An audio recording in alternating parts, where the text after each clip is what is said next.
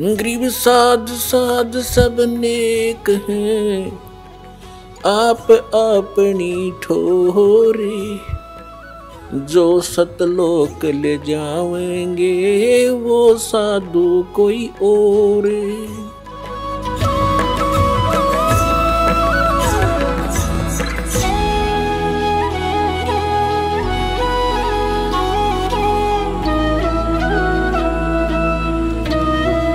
अब जैसे ये सोचते हैं अपने बच्चों के लिए ये बना दूं वो बना दूं। एक लाला जी था सेठ धनी, उसने अपने मुनीमों से एक दिन अपनी टोटल संपत्ति का, सारी संपत्ति का टोटल करवाया कि कितनी संपत्ति होगी। उन्होंने बताया जी इतनी होगी, मेरी कितनी पीढ़ी इससे निर्वाह कर सकती है। उन्होंने बताया कि जी आपकी 5 पीढ़ी तो बैठा खा सकती है, इतनी संपत्ति आपके पास, धन है। अरे भले आदमियों, फिर छठी क्या खाएगी? वो छठी क्या खाएगी? और कुछ विधि बताओ। तो उन्होंने कहा जी साधु संत बताते हैं, उनके सत्संग सुनने चाहिए। तो सत्संग में बताया गया कि भाई दान करे, जो धन चाहे तो दान करे, और दान से धन घना मिलता है। और दान में जैसे साधु संत भक्तों को जो दान करा जा वो ज्यादा लाभ देता है। जैसे यहाँ तो सारे साधु संत आते हैं, भगत, असली भगत तो यहाँ आते। फिर भी जो भी जैसा मालिक के नाम पर कहीं के जंगलों में झोपड़ियों में बैठे थे साधु भक्त, तो पिछले संस्कारी होते, पिछले पुण्य उनको प्रेरित करते हैं, तो वो कहीं ना कहीं बैठ कर राम राम करते ही रहते हैं। लेकिन भविष्य का चार्जर उनके पास है नहीं, पिछले पुनों उनके पास हैं, जिस कारण से प्रेरित होकर के इतना बड़ा फैसला लिया, जंगल में बैठे या कहीं भी कोई साधना कर रहे हैं।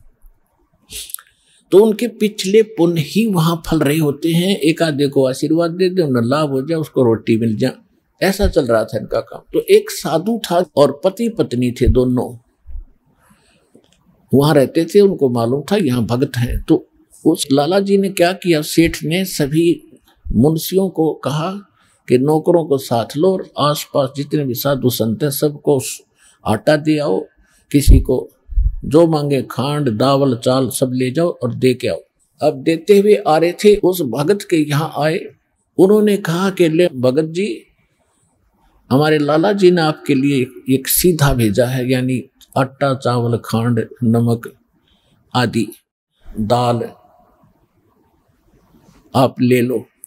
उसने अपनी पत्नी से कहा कि देखना कितना सामान अपने पास है। उसने कहा जी शाम का है, दिन में गई थी, शाम का हमारे पास है। शाम का है? कहा जी। उन्होंने कह दिया भी हम नहीं लेते, हमारे पास शाम का सामान है।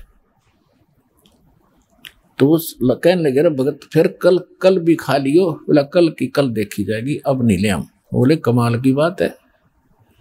उन्होंने नहीं लिया तो वापस लेकर आ गए। वो सेठ ने पूछा तुम देकर क्यों नहीं आए? वो एक और वहां भी था, उसने गिन रखे थे, सारे गिनवा रखे थे।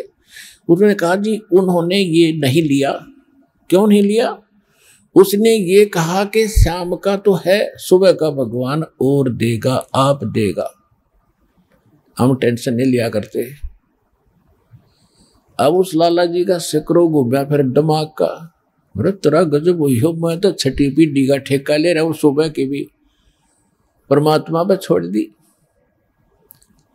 वहां से चलकर वहां आया, उसने पूछा कि भाई आप ऐसा निर्णय क्यों ले रहे हो, भूखे मरोगे? भूखे? वो कहने लगे भूखे मरा करें वो जो भगवान पर विश्वास नहीं करते,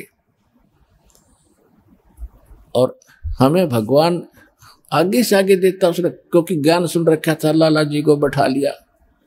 कहते माँ के पेट में जब आप थे किसने चिंता थी तेरी? तो हाँ यह तो बात सही है।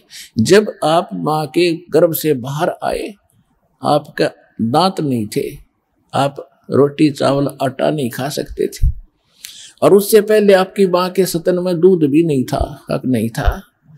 बाहर आते ही बालक कितना चिंतित है, आपको अमृत दूध पिलाया, और अब तू ठेकेदार हो रहा छठी पीढ़ी का, तेरी बुद्धि भ्रष्ट होगी लाला जी। और गधे की योनि में जागा तू, तेने बोला जी के करूं, मैं तो मेरे गया के करूं, ये कोड इकट्ठा कर लिया तने, पाप का भागी तू होकर खाएंगी तेरी पीढ़ी, वो अपनी किस्मत साथ लेकर आएंगी, तेरे भरोसे नहीं है।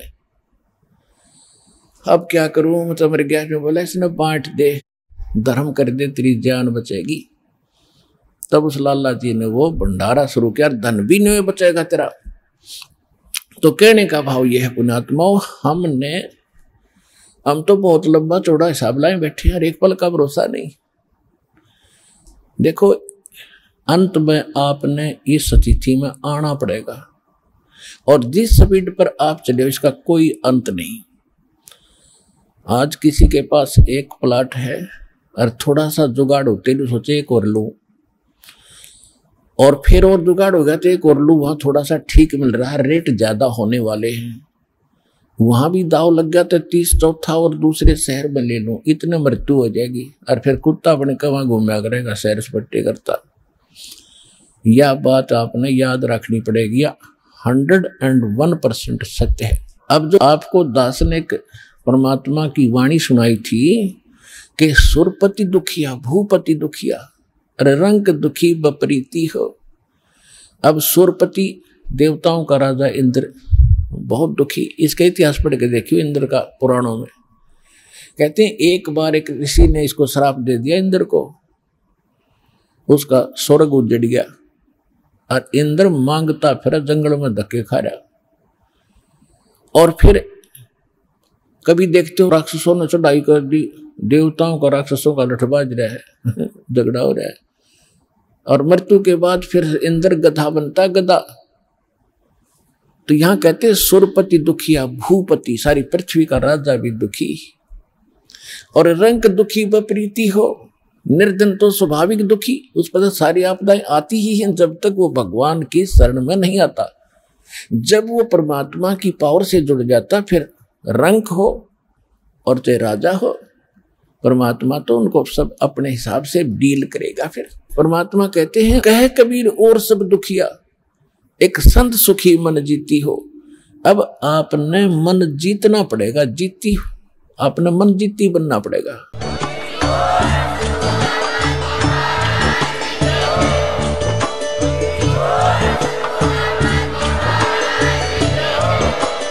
आप सुन रहे थे जगत गुरु तत्वदर्शी संत रामपाल जी महाराज जी के मंगल प्रवचन। अधिक जानकारी के लिए विजिट कीजिए हमारी वेबसाइट www.jagatgururampalji.org। संत रामपाल जी महाराज जी के शुभ आशीर्वाद से पूरे विश्व भर में 500 से भी ज्यादा नाम दीक्षा केंद्र हैं, जिन पर संत रामपाल जी महाराज जी द्वारा ऑनलाइन निःशुल्क नाम दीक्षा दी जा रही है। अपने नजदीकी नाम दीक्षा केंद्र का पता करने के लिए संपर्क करें 8222880541।